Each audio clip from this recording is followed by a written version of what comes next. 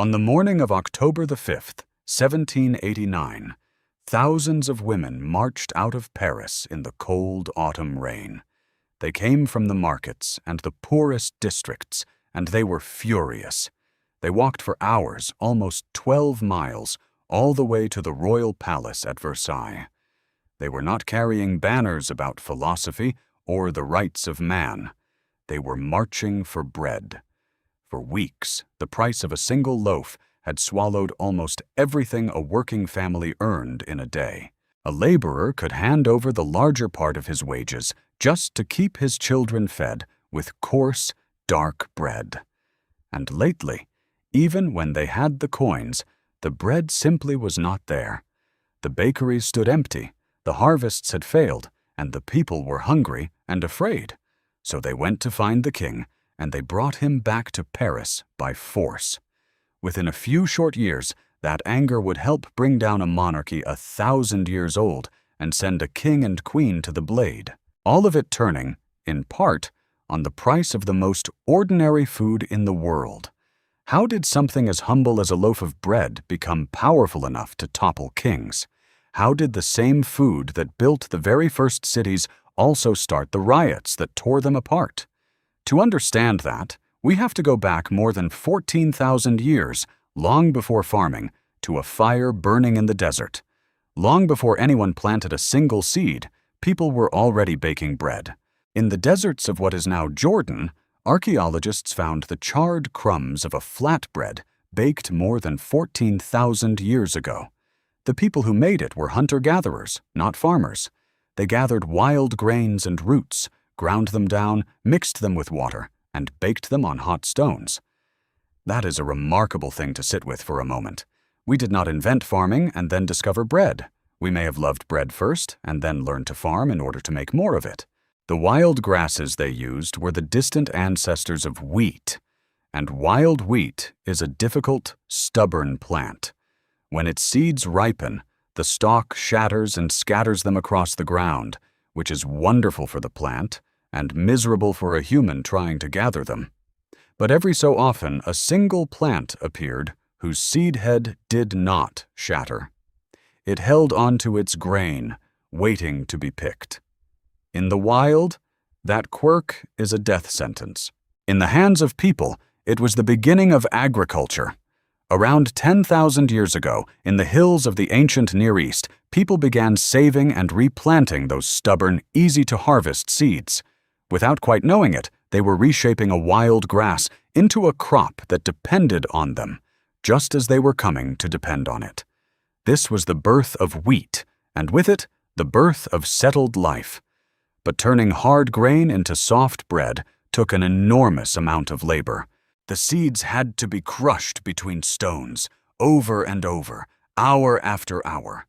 Across thousands of years, in countless villages, it was mostly women who knelt at the grinding stone, wearing their bodies down to feed everyone else. Bread was never just food. From the very start, it was work, and it was time, and it was somebody's aching back. The next great leap happened along the Nile.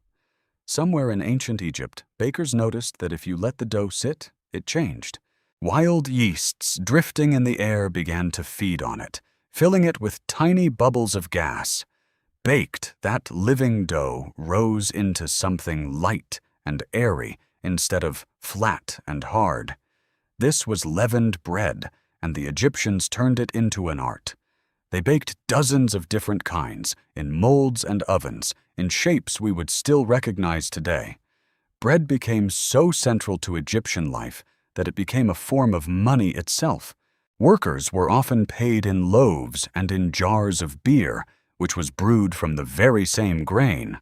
The laborers who hauled the great stones of the pyramids were fed in large part on a daily ration of bread.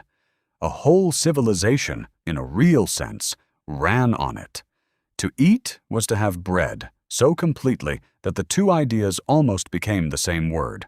And what happened in Egypt would happen again and again, wherever cities rose. Because a city is a place full of people who do not grow their own food.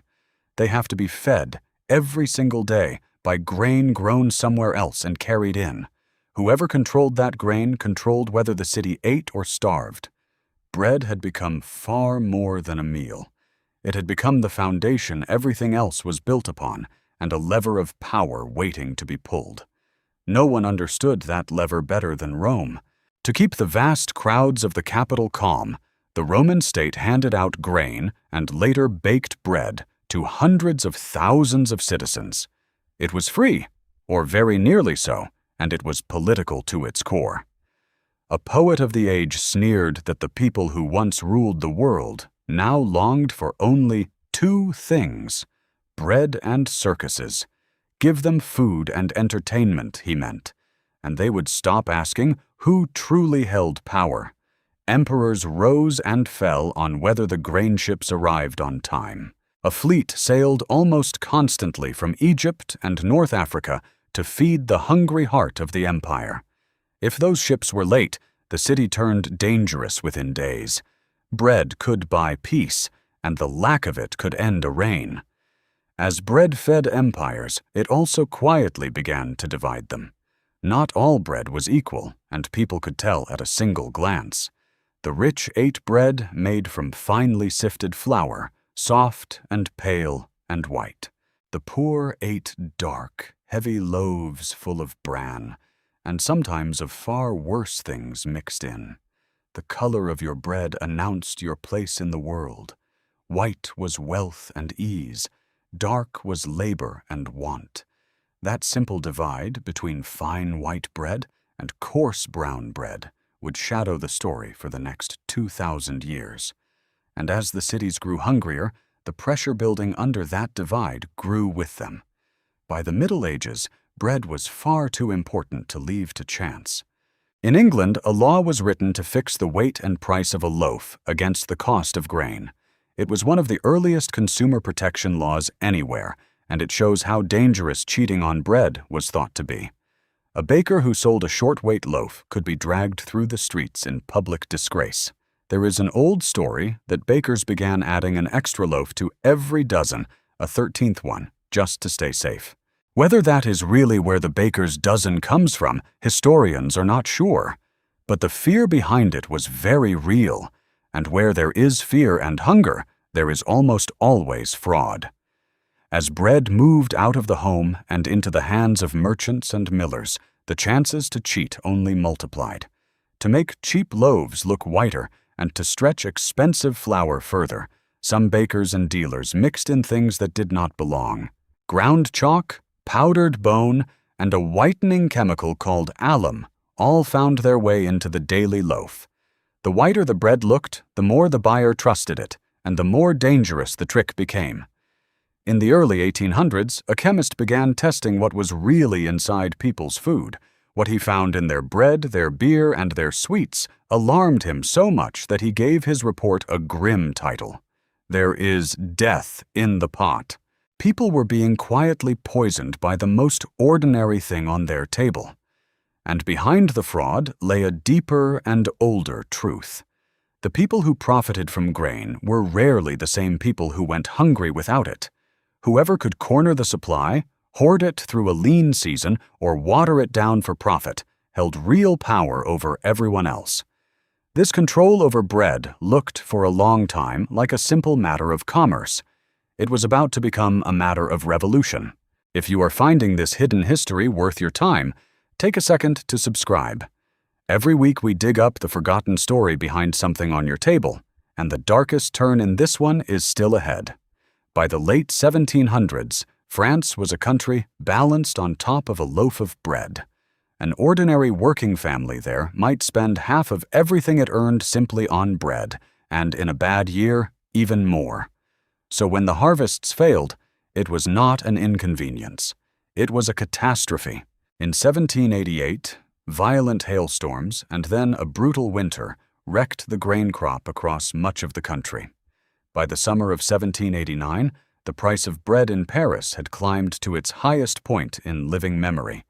People who worked all day could no longer feed their own children. The city filled up with hunger, with rumor, and with rage. When crowds stormed the Bastille fortress that July, they were hunting, among other things, for weapons and for grain. And then came the march of the women that opened this story. In October, thousands of them walked to Versailles and refused to leave without the king. They brought the royal family back to Paris almost as prisoners, mockingly calling them the baker, the baker's wife, and the baker's boy. The idea behind that nickname was bitter and clear. It was the king's job to make sure his people had bread, and he had failed them. There is a famous tale that when the queen was told the people had no bread, she carelessly replied, "Then let them eat cake." Almost certainly she never said any such thing. The line was already old before she was even born, and it was pinned on her by her enemies. But the story spread because it captured something people felt in their bones, that those at the very top neither understood nor cared what it meant to go without bread. Hunger did not cause the revolution all on its own. But again and again, it was the price of bread that pushed ordinary people out into the streets. A monarchy that had stood for centuries was breaking apart, and the cost of a loaf had helped to crack it. For all its power, bread was still made much the way it had been for thousands of years. Grain was ground between heavy stones, and the resulting flour kept most of the grain inside it. Then, in the late 1800s, that changed forever. Engineers perfected a new kind of mill that crushed grain between fast-spinning steel rollers instead of stones. Those rollers could strip away the brown outer bran and the oily germ, leaving only the pale, starchy heart of the wheat. For the first time, perfectly white flour could be made cheaply, by the ton. The bread of kings was about to become the bread of everyone. But there was a hidden price. The parts the rollers threw away, the bran and the germ, were exactly the parts that carried much of the grain's vitamins and minerals. Cheap white bread filled the stomach, while quietly starving the body of what it needed most. In some places, diseases of poor nutrition spread among people who ate little else.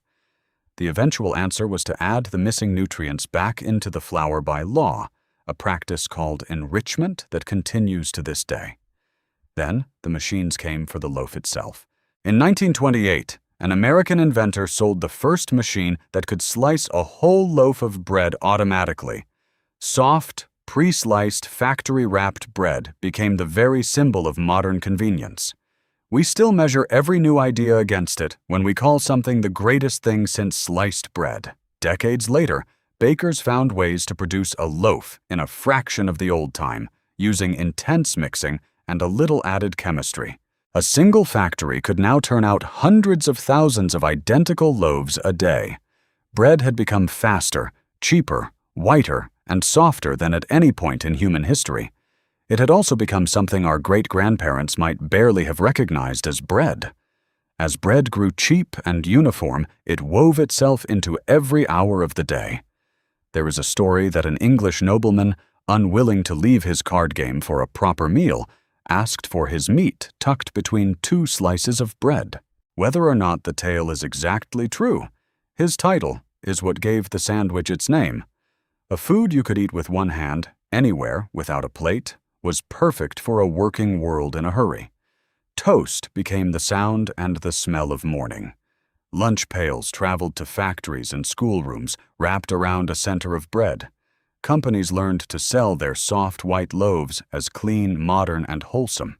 Bread was advertised like any other brand, with cheerful packaging and promises of health and strength. It became so ordinary, so constant, that people stopped seeing it at all. It was simply there, on every table, in every shop, behind almost every meal.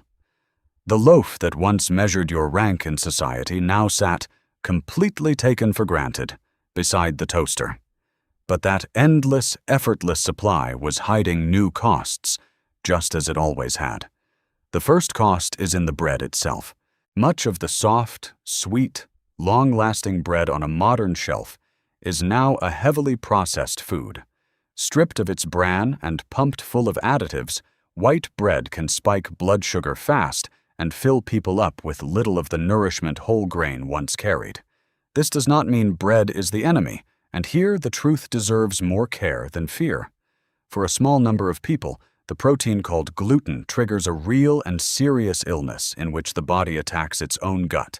For many more, whole grain bread remains one of the oldest and healthiest foods we have ever made. The problem is not the loaf our ancestors knew. It is what mass production quietly did to it. The second cost is far larger, and it is about power, exactly as it always was. A handful of regions now grow much of the world's wheat, and a handful of companies trade it across the planet. When war or drought strikes one of those bread baskets, the price of bread jumps in countries thousands of miles away.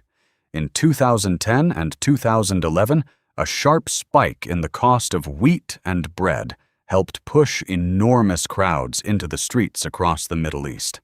In more than one country, protesters chanted for bread, freedom, and dignity in the very same breath. Egypt, the land where leavened bread was perfected, had become the largest wheat importer on earth, dangerously dependent on grain it could no longer grow for itself. Once again, whoever controlled the grain held the power, and the hunger of ordinary people could shake a government to its foundations. There is a quieter danger, too. The world now leans on just a few closely related kinds of wheat, grown across enormous, identical fields. A single aggressive disease, like a fast-spreading wheat fungus, could sweep through those crops and threaten harvests across whole continents at once. We have built much of our food on one ancient grass, and we have made that grass less varied than it has ever been. And after all that history, all that labor and conflict, bread is also one of the most wasted foods in the world, thrown out by the ton every single day. So look at the loaf of bread in your kitchen right now. The sliced sandwich bread, the bag of rolls, the heel of crust left on the cutting board. Wheat is now grown on more land than any other food crop on the planet. It provides roughly a fifth of all the calories that humanity eats, feeding billions of people every single day. And it began with a wild grass and a fire in the desert, 14,000 years ago, before farming even existed. From those first charred crumbs came the food that drew us into villages and raised up the first cities. It paid the workers who built the pyramids and fed the restless mobs of Rome. It split the world into white bread and dark, poisoned the poor for a profit, and helped send a king and queen to their deaths. It was stripped white by steel, sliced by machines, and sold back to us as pure convenience. The next time you pull a slice from the bag without a second thought, remember what you are really holding. You are holding 14,000 years of labor, hunger, faith, and power. Inside this ordinary loaf is a history of cities razed, empires fed, and kings brought down by an empty oven. Bread was never just bread. If this changed the way you see what is on your table, subscribe for more hidden histories behind the food we eat every day. And tell me in the comments which part surprised you the most. Next time, the history of chicken, the humble bird that went from a shy jungle fowl to the most eaten animal on earth. Until then, remember, there is always a hidden history behind the ordinary things.